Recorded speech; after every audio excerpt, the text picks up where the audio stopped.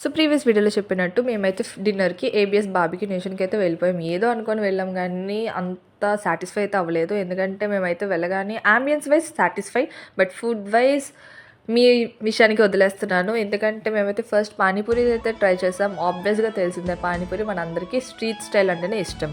So ఇంకా అక్కడ try చేసిన తర్వాత బార్బిక్యూ అయితే పెట్టారు. అండ్ బార్బిక్యూలో అయితే మష్రూమ్ అయితే చాలా స్పైసీగా ఉంది. పన్నీర్ టిక్కా అయితే అసలు ఫ్లేవరే లేదు. అండ్ పైనాపిల్ నేను ట్రై చేయలేదు.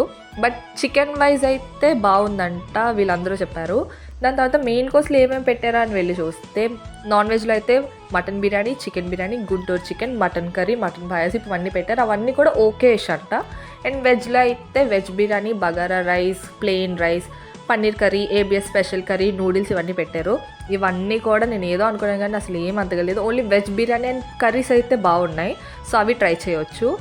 సో ఇంకా లాస్ట్లో ఈ మెయిన్ కోర్స్తో ఏమీ సాటిస్ఫై అవ్వలేదు కదా అని చెప్పి ఇంక లాస్ట్లో డెజర్ట్స్ అయితే తీసుకున్నాను. నేను లాస్ట్లో కర్డ్ రైస్ కూడా తీసుకున్నాను. అండ్ కర్డ్ రైస్ కూడా అంతగా ఏం లేదు. నార్మల్ మన ఇంట్లో చేసుకున్న కర్డ్ రైసే బెటర్. ఇంక ఇలా అయితే మా చెల్లి బర్త్డేని అయితే ఫినిష్ చేసాం. ఇంతకీ మీకేం ఇష్టం? ఇలా బఫే ఇష్టమా లేకపోతే నార్మల్ రెస్టారెంట్ ఇష్టమా? కామెంట్ చేసేయండి.